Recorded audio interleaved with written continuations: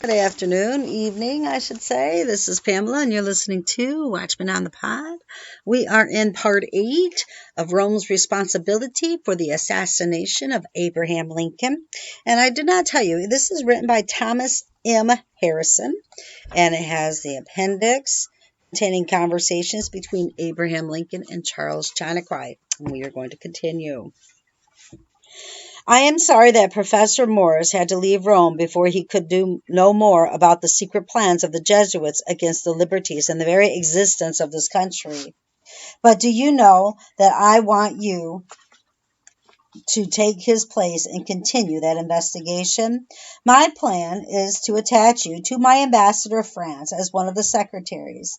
In that honorable position, you would go from Paris to Rome, where you might find the directions of Mr. Morris, an opportunity of reuniting the broken threads of his researches. It takes a Greek to fight a Greek, as you have been 25 years and a priest of Rome. I do not know any man in the United States as well acquainted as you are with the tricks of the Jesuits, and on the devotedness of whom I could better rely. And when once on staff of my ambassadors, even as one of the secretaries, might you not soon yourself become the ambassador? I am in need of Christian men in every department of the public service, but more in those high positions. What do you think of that? My dear President, I answered, I feel overwhelmed by your kindness. Surely nothing could be more pleasant to me than to grant your request. The honor you want to confer upon me is much above my merit, but my conscience tells me that I cannot give up the preaching of the gospel to my poor French Canadian countrymen who are still in the errors of popery. For I am about the only one who, by the providence of God, has any real influence over them. I am surely the only one the bishops and priests seem to fear in that work. The many attempts they have made to take away my life are a proof of it. Besides that, though I consider the present President of the United States much above the emperors of France, Russia, and Austria, much above the greatest kings of the world, I feel that I am the servant, the ambassador of one who is much above even the good and great President of the United States, as the heavens are above the earth. I appeal to your own Christian and honorable feelings to know if I can forsake the one for the other. The President became very solemn and replied, You are right, you are right.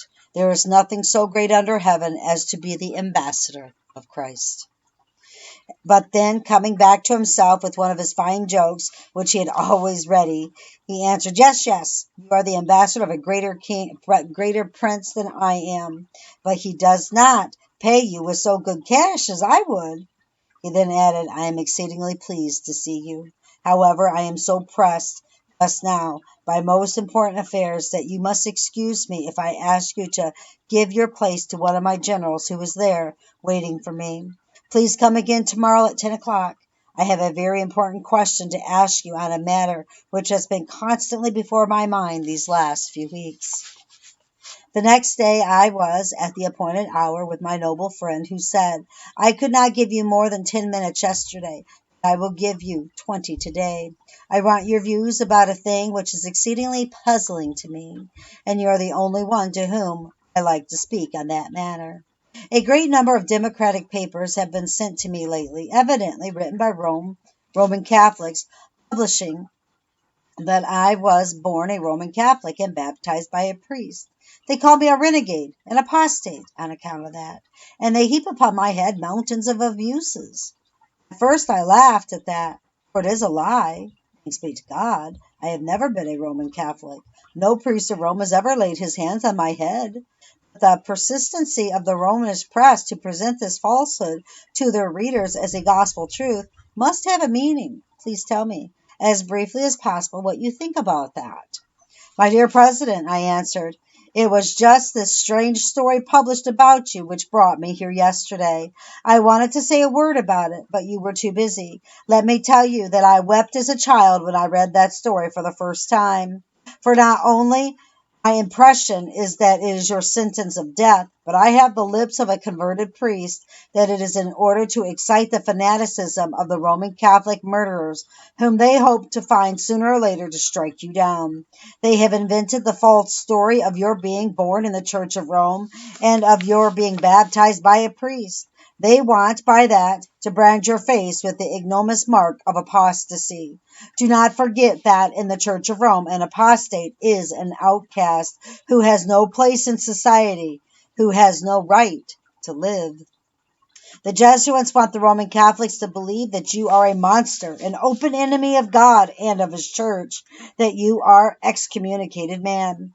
For every apostate is ipso facto, that very fact, excommunicated. I have brought to you the theology of one of the most learned and approved of the Jesuits of his time, Busenbaum, who, with many others, say that the man who will kill you will do a good and holy work. More than that, here's a copy of a decree of Gregory VII, proclaiming that the killing of an apostate or an heretic and an excommunicated man, as you are declared to be, is not murder, nay, that it is a good, a Christian action.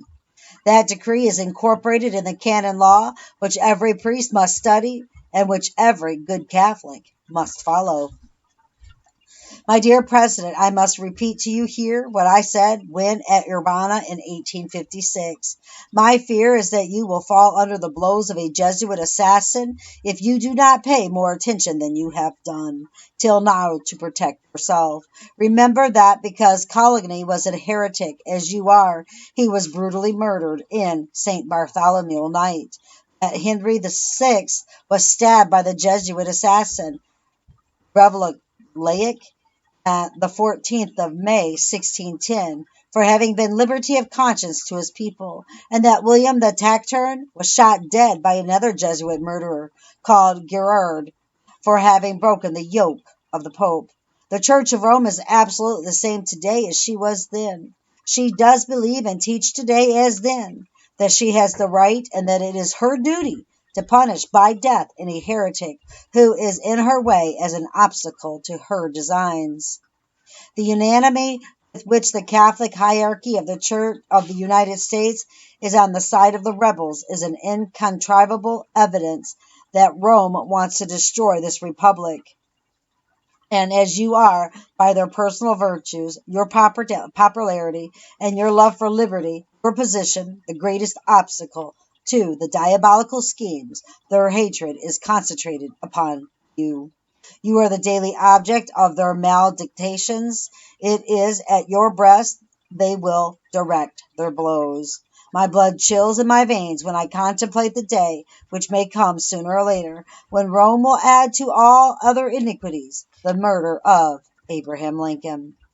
When saying these things to the President, I was exceedingly moved. My voice was as choked, and I could hardly retain my tears.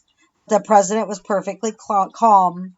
When I had finished speaking, he took the volume of Busenbaum from my hand, read the lines which I had marked with red, and helped him to translate them into English.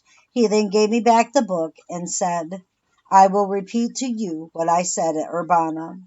When for the first time you told me your fears lest I would be assassinated by the Jesuits. Man must not care where and when he will die, provided he dies at the post of honor and duty. I may add today that I have a presentiment that God will call me to him through the hand of an assassin.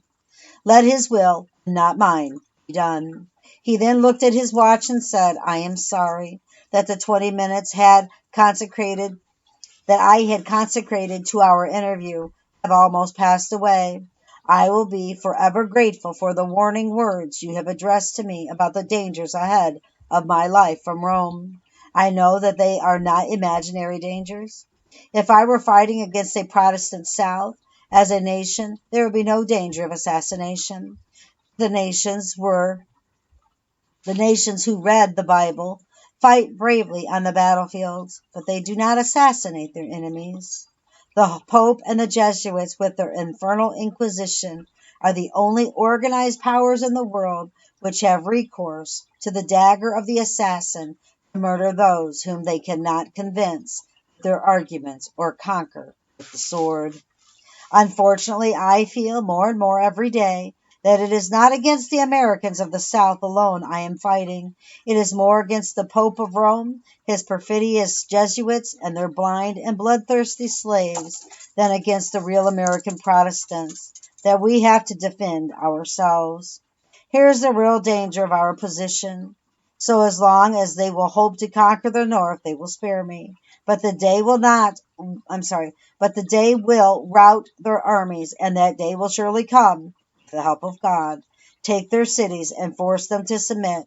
Then it is my impression that the Jesuits, who are the principal rulers of the South, will do what they have almost invariably done in the past. The dagger or the pistol of one of their adepts will do what the strong hands of the warriors could not achieve. This civil war seems to be nothing but a political affair to those who do not see, as I do, the secret springs of that terrible drama. But it is more religious than a civil war. It is Rome who wants to rule and degrade the North as she has ruled and degraded the South from the very day of its discovery. There are only very few of the Southern leaders who are not more or less under the influence of the Jesuits through their wives, family relations, and their friends. Several members of the family of Jeff Davis belong to the Church of Rome. Even the Protestant ministers are under the influence of the Jesuits without suspecting it. To keep her ascendancy in the North, as she does in the South, Rome is doing here what she has done in Mexico and in all the South American republics. She is paralyzing, by a civil war, the arms of the soldiers of liberty. She divides our nation in order to weaken, subdue, and rule it. Surely we have some brave and reliable Roman Catholic officers and soldiers in our army, but they form an insignificant minority when compared with the Roman Catholic traitors against whom we have to guard ourselves day and night. The fact is that the immense majority of Roman Catholic bishops, priests, and laymen are rebels in heart when they cannot be in fact. With very few exceptions, they are publicly in favor of slavery. I understand now why the patriots of France, who determined to see the colors of liberty floating over their great and beautiful country, were forced to hang or shoot almost all the priests and the monks as the irreconcilable enemies of liberty. For it is a fact, which is now evident to me, that with very few exemptions, every priest and every true Roman Catholic is a determined enemy of liberty. Their extermination in France was one of those terrible necessities which no human wisdom could avoid. It looks to me now as an order from heaven to save France. May God grant that the same terrible necessity be never felt in the United States. There is a thing which is very certain. It is that if the American people could learn what I know of the fierce hatred of the generality of the priests of Rome against our institutions, our schools, our most sacred rights, and our so dearly beloved liberties, they would drive them away tomorrow from among us, or they would shoot them as traitors. But I keep those sad secrets in my heart. You are the only one to know to whom I reveal them, for I know that you learned them before me. The history of these last 1,000 years tell us that wherever the Church of Rome is not a dagger to pierce the bosom of a free nation, she is a stone to her neck and a ball to her feet to paralyze her and prevent her advance in the ways of civilization, science, intelligence, happiness, and liberty. But I forget that my 20 minutes are gone long ago. Please accept my sincere thanks for the new lights you have given me on the dangers of my position, and come again. I will always see you with a new pleasure. My second visit to Abraham Lincoln was at the beginning of June, 1862. The grand victory of the Monitor over the Merrimac in the conquest of New Orleans by the brave and Christian Farragut had filled every heart with joy. I wanted to unite my feeble voice to that of the whole country to help him how I bless God for that glorious success. I found him so busy that I could only shake hands with him. The third and last time I went to pay my respects to the doomed president and warn him against the impending dangers which I knew were threatening him was on the morning of June 8th, 1864, when he was absolutely besieged by people who wanted to see him. After a kind and warm shaking of hands, he said, "I am so much pleased to see you again. But it is impossible today to say anything more than this. Tomorrow afternoon I will have a delegation of the deputies of all the loyal states sent to officially announce the desire of the country that I should remain the president 4 more years. I invite you to be present with them at that interesting meeting. You will see some of the most prominent men of our republic, and I will be glad to introduce you to them. You will not present yourself as a delegate of the people, but only as the guest of the president. And that there may be no trouble, I will give you this card with a permit to enter with the delegation. But do not leave Washington before I see you again. But do not leave Washington before I see you again. I have some important matters on which I want to know your mind." The next day it was my privilege to have the greatest honor ever received by me. The good president wanted me to stand at his right hand when he received the delegation, and hear the address presented by Governor Dennison, president of the convention, to which he replied in his own admirable simplicity and eloquence, finishing by one of his most witty anecdotes.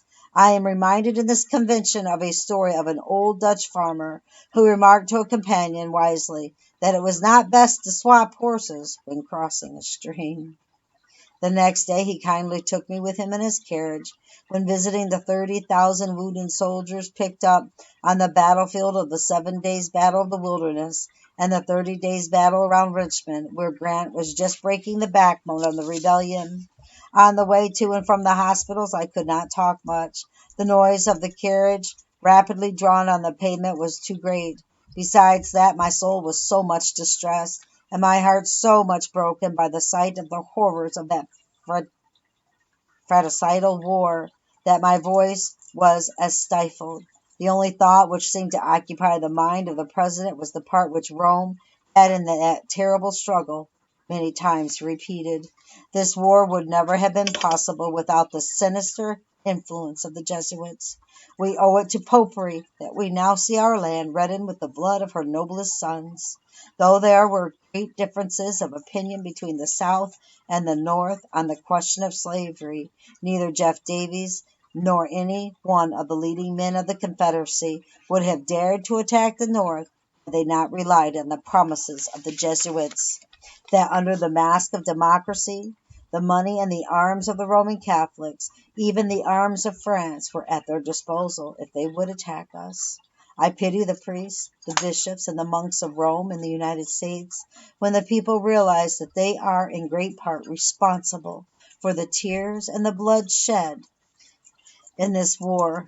The latter, the more terrible, will the retribution be. I conceal what I know on that subject from the knowledge of the nation, for if the people knew the whole truth, this war would turn into a religious war, and it would at once take a tenfold more savage and bloody character. It would become merciless, as all religious wars are. It would become a war of extermination on both sides. Protestants of both the North and the South would surely unite to exterminate the priests and the Jesuits if they could hear what Professor Morris has said to me of the plots made in the very city of Rome to destroy this republic, and if they could learn how the priests, the nuns, and the monks which daily land on our shores, under the pretext of preaching their religion, instructing the people in their schools, taking care of the sick in the hospitals, are nothing more than the emissaries of the Pope, of Napoleon, and the other despots of Europe, to undermine our institutions, alienate the hearts of our people from our Constitution and our laws, destroy our schools, and prepare a reign of anarchy here, as they have done in Ireland, in Mexico, in Spain, and wherever there are any people who want to be free, etc. When the president was speaking thus, he arrived at the door of his mansion. He invited me to go with him to his study and said, "Thought, I am very busy. I must rest an hour with you.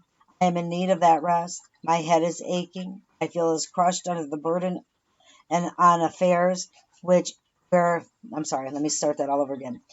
Thought I am very busy. I must rest an hour with you. I am in need of that rest. My head is aching. I feel as is crushed under the burden on affairs which are on my shoulders. There are many important things about the plots of the Jesuits that I can learn only from you. Please wait just a moment. I have just received some dispatches from General Grant, which I must give an answer. Hold on 1 minute. 1 minute. Hopefully they are done, but I can't say they are. Okay. My secretary is waiting for me. I go to him. Please amuse yourself with those books during my short absence. 25 minutes later, the president had returned, with his face flushed with joy. Glorious news! General Grant has again beaten Lee and forced him to retreat towards Richmond, when he will have to surrender before long. Grant is a real hero. Let us come to the question I want to put to you. Have you read the letter of the Pope to Jeff Davies, and what do you think of it? My dear President, I answered, it is just that letter which brought me to your presence again the day before yesterday. I wanted to come and see you from the very day I read it, but I knew you were so overwhelmed with the affairs of your government that I would not be able to see you. However, the anxieties of my mind were so that I determined to go over every barrier to warn you again against the new dangers and plots which I knew would come out from that perfidious letter against your life. That letter is a poisoned arrow thrown by the Pope at you personally, and it will be more than a miracle if it be not your irrevocable warrant of death. Before reading it, it is true that every Catholic could see by the unanimity of the bishops siding with the rebel cause that their church as a whole was against this free republican government. However, a good number of liberty-loving Irish, German, and French Catholics, following more the instincts of their noble nature than the degrading principles of their church, enrolled themselves under the banners of liberty. They have fought like heroes. To detach these men from the rank and file of the northern armies and force them to help the cause of the rebellion became the object of the intrigues of the Jesuits. Secret and pressing letters were addressed from Rome to the bishops, ordering them to weaken your arms by detaching those men from you. The bishops answered that they could not do that without exposing themselves to be shot, but they advised the Pope to acknowledge at once the legitimacy of the Southern Republic and to take Jeff Davies under his supreme protection by a letter which would be read everywhere. That letter then tells logically the Roman Catholics that you are a bloodthirsty tyrant, a most execrable being when fighting against a government with the infallible and holy Pope of Rome recognizes as legitimate. The Pope by this letter tells his blind slaves that you are an infamous usurper when considering yourself the president of the southern states, that you are outraging the God of heaven and earth by continuing such a sanguinary war to subdue a nation over whom God Almighty has declared through his infallible pontiff, the Pope, that you have not the least right. That letter means that you will give an account to God and man for the blood and tears you caused to flow in order to satisfy your ambition. By this letter of the Pope to Jeff Davies, you are not only an apostate, but you were thought before whom every man had the right to kill, according to the canonical laws of Rome.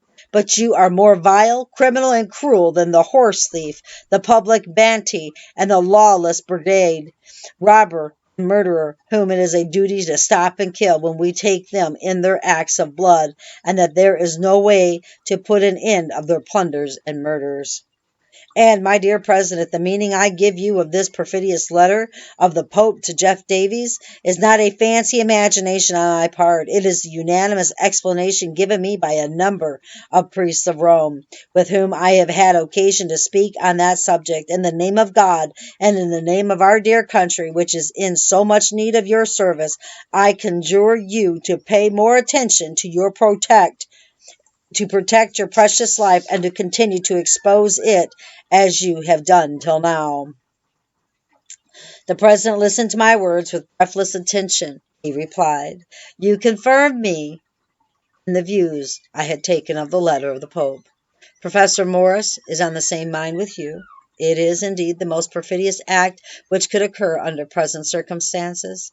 You are perfectly correct when you say that it was to detach the Roman Catholics who had enrolled themselves in our armies. Since the publication of that letter, a great number of them have deserted their banners and turned traitors. Very few, comparatively, have remained true to their oath of fidelity. It is, however, very lucky that one of those few, Sheridan, is worth a whole army by his ability, his patriotism, and his heroic courage.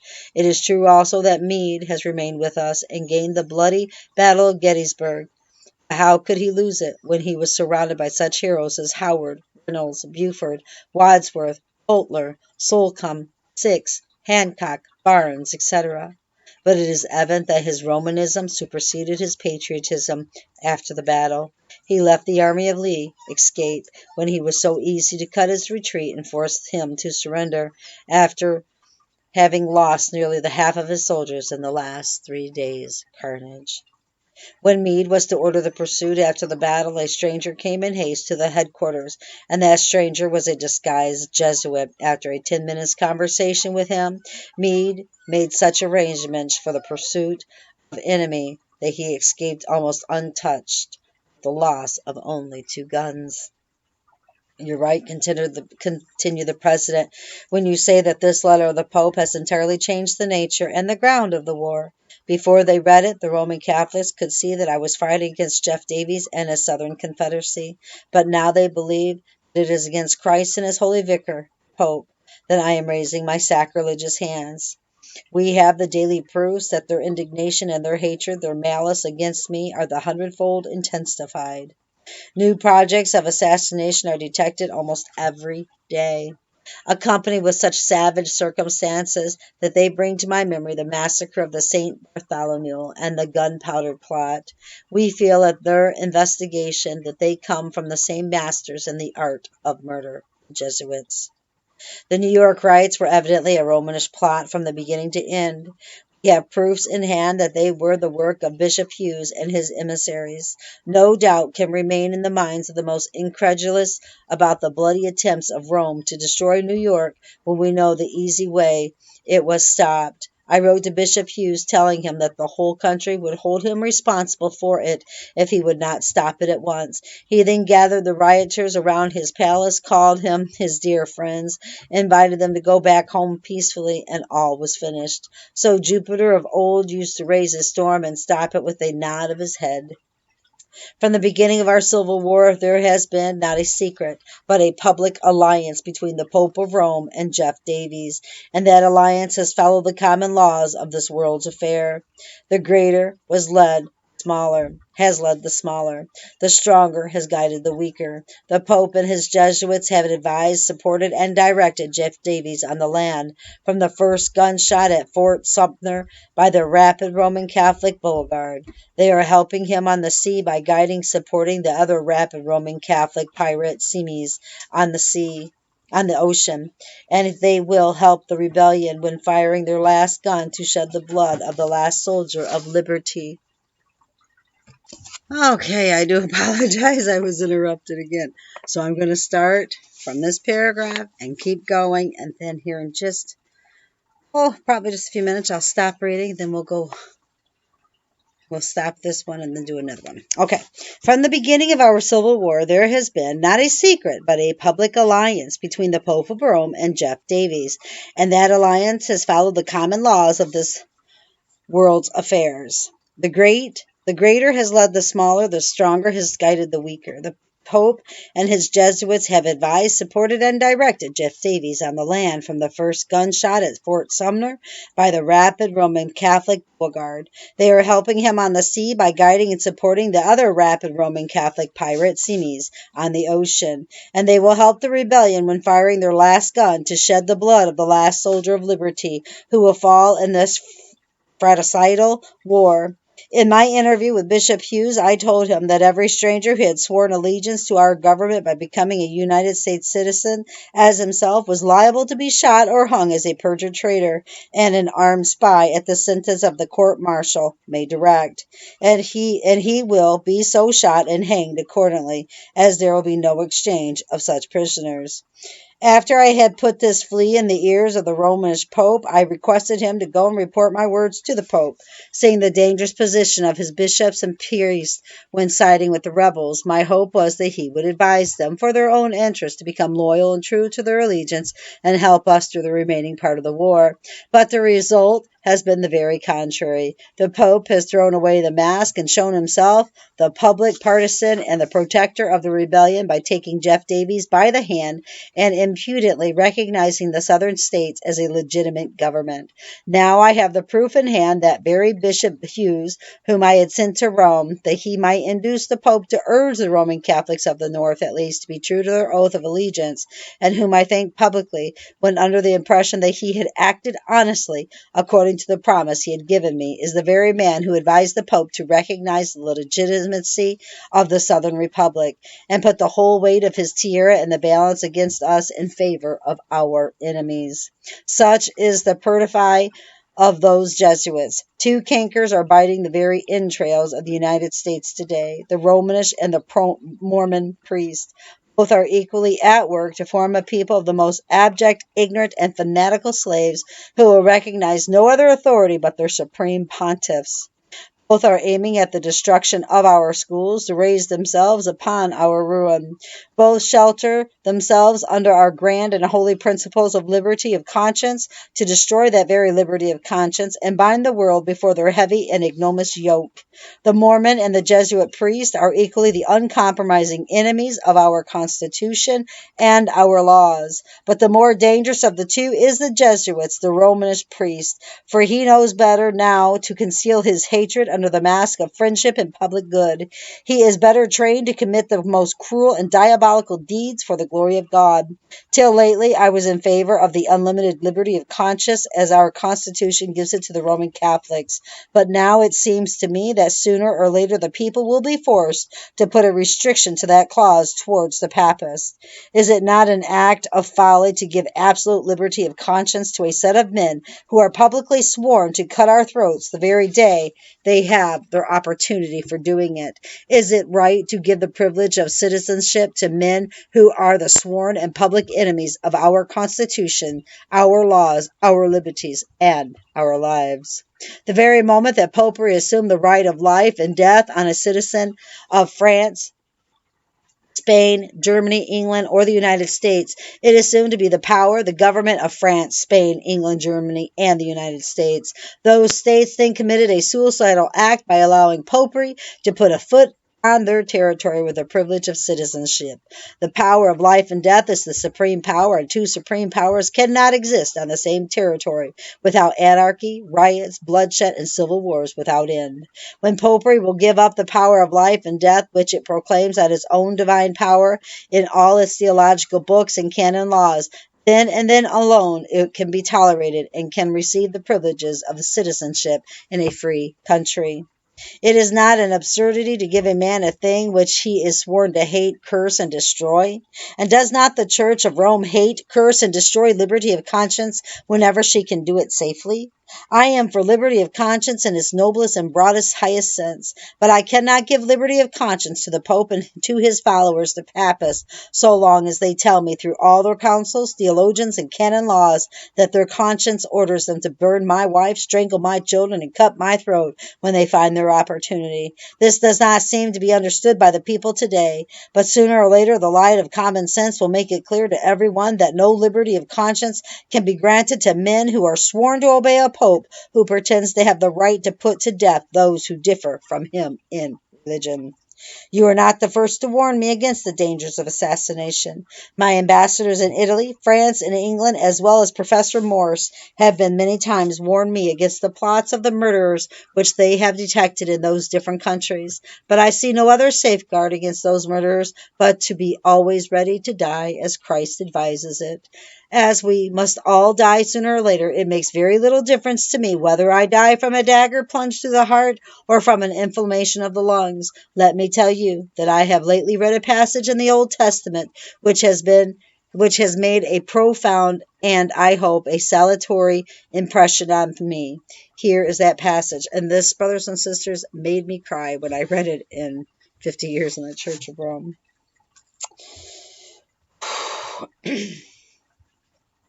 The president took his Bible, opened it at the 3rd chapter of Deuteronomy, and read from the 22nd to the 28th verse. Ye shall not fear them, for the Lord your God, he shall fight for you. And I besought the Lord at that time, saying, O Lord God, thou hast begun to shew thy servant thy greatness and thy mighty hand. For what God is there in heaven or in earth that can do according to thy works and according to thy might? I pray thee, let me go over and see the good land that is beyond Jordan, that goodly mountain in Lebanon. But the Lord was wroth with me for your sakes, and would not hear me. And the Lord said unto me, Let it suffice thee. Speak no more unto me of this matter. Get thee up into the top of Pisgah, and lift up thine eyes westward, and northward, and southward, and eastward. And behold, it was thine eyes, and see it with thine eyes, for thou shalt not go over Jordan. After the president had read these words with great solemnity, he added, My dear Father Chanakwai, let me tell you that I have read these strange and beautiful verses several times these last 5 or 6 weeks. The more I read them, the more it seems to me God has written them for me as well as for Moses.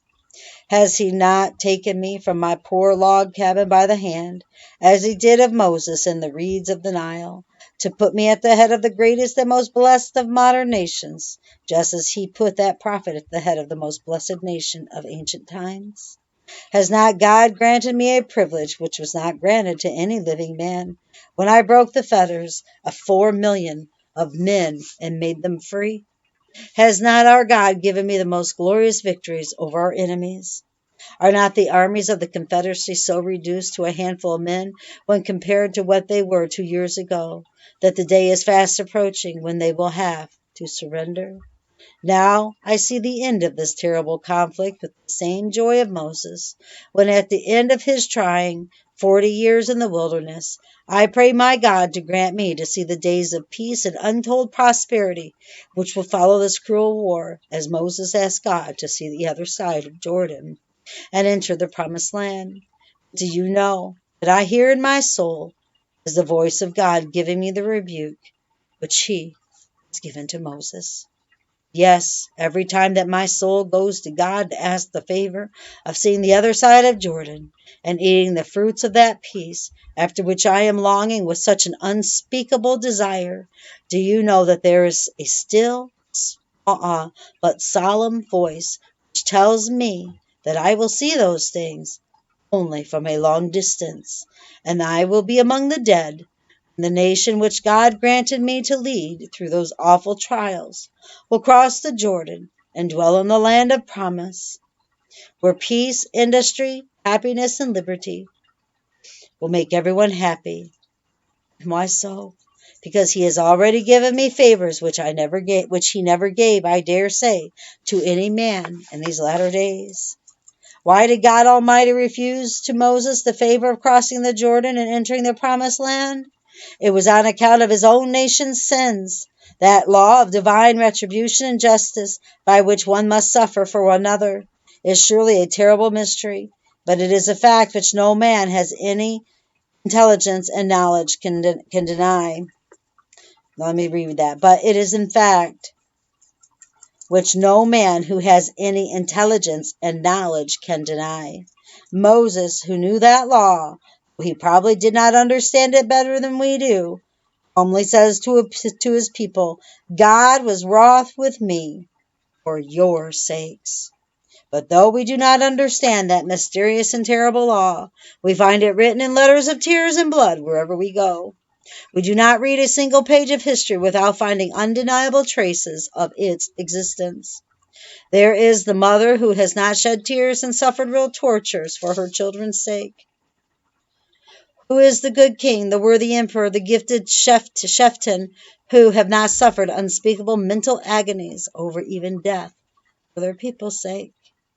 Is not our Christian religion the highest expression of wisdom, mercy, and love of God? But what is Christianity if not the very incarnation of that eternal law of divine justice in our humanity?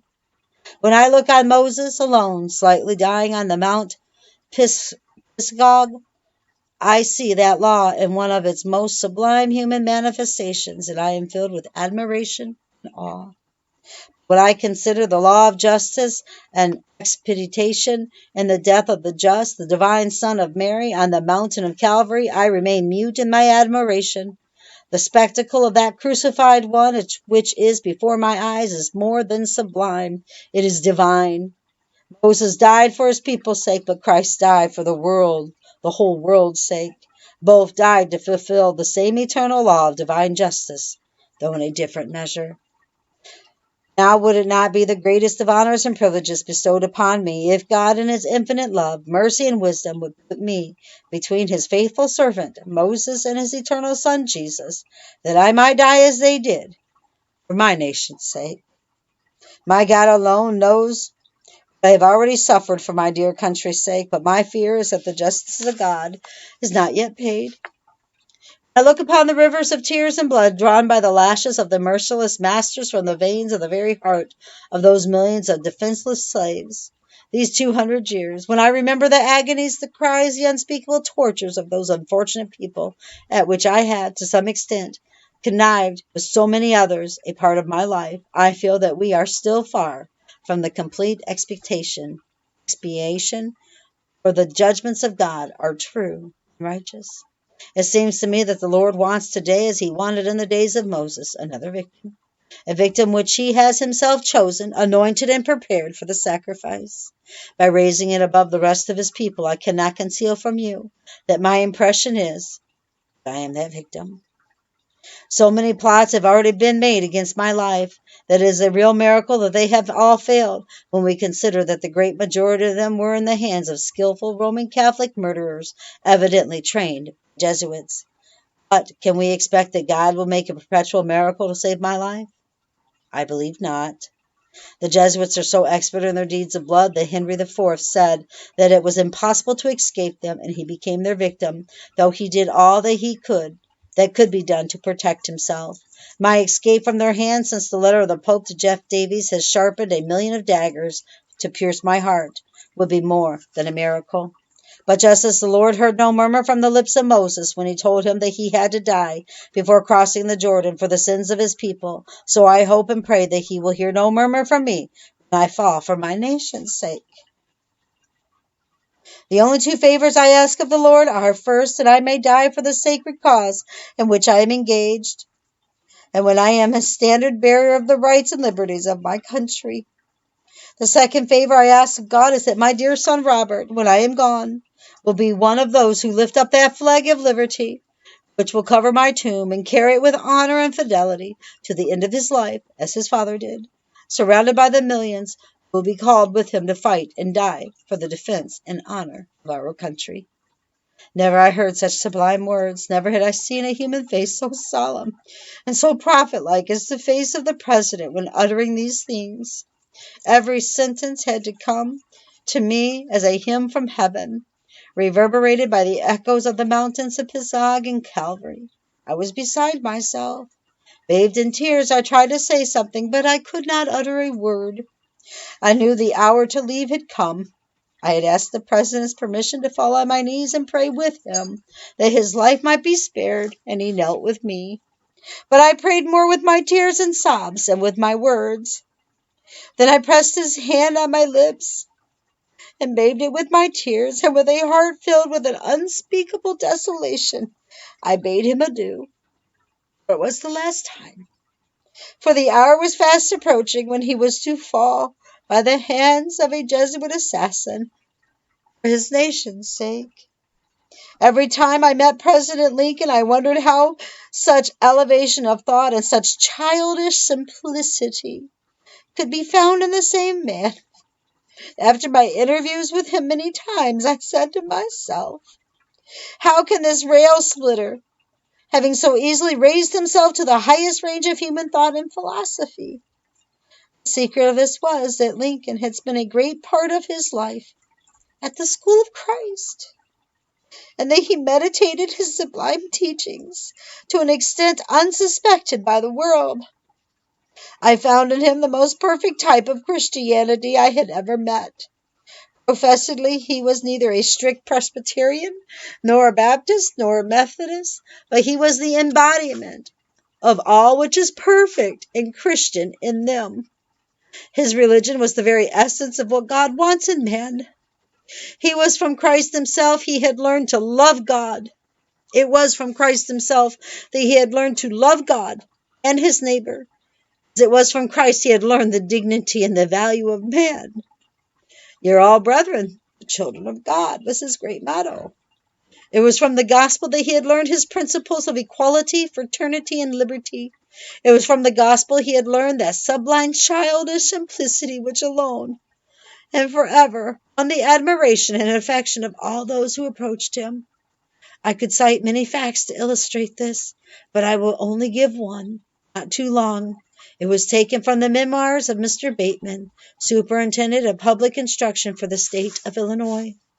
Mr. Lincoln paused for a long minutes. His features were charged with emotion. Then he rose and walked up and down the reception room in the effort to retain or regain his self-possession. Stopping at last, he said with a trembling voice and his cheeks wet with tears, "I know there is a God, and that he hates injustice and slavery. I see the storm coming, and I know that his hand is in it. If he has a place and work for me, I think he has. I believe I am ready. I am nothing, but truth is everything. I know I am right because I know that liberty is right. For Christ teaches it, and Christ is God. I have told them that a house divided against itself cannot stand. And Christ and reason say the same thing, and they will find it so. Douglas does not care whether slavery is voted up or down, but God cares, and humanity cares, and I care. And with God's help I will not fail. I may not see the end, but it will come, and I shall be vindicated, and those men will see that they have not read their Bible right. Does it not appear strange that men can ignore the moral aspect of this contest? A revelation could not make it plainer to me that slavery or the government must be destroyed. The future would be something awful as I look at it, but for this rock on which I stand," alluding to the gospel book he still held in his hand. "It seems as if God had borne with slavery until the very teachers of religion had come to defend it from the Bible and to claim it for a divine character and sanction, and now the cup of iniquity is full. The vials of wrath will." Mr. Bateman adds, after this, the conversation was continued for a long time. Everything he said was of a very deep, tender, and religious tone, and all was tinged with a touching melancholy. He repeatedly referred to his conviction that the day of wrath was at hand, and that he was to be an actor in the struggle which would end in the overthrow of slavery, though he might not live to see the end. After further reference to a belief in divine providence and the fact of God in history, the conversation turned upon prayer.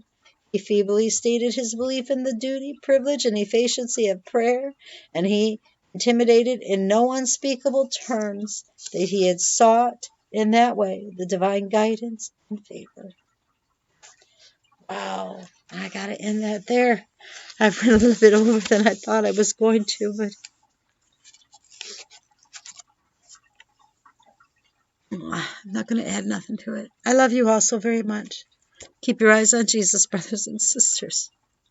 Your nose in the book, which is the Word of God. And embed the Word of God upon the tablets of your hearts, so you will not sin against God or be deceived. Till next time. Bye.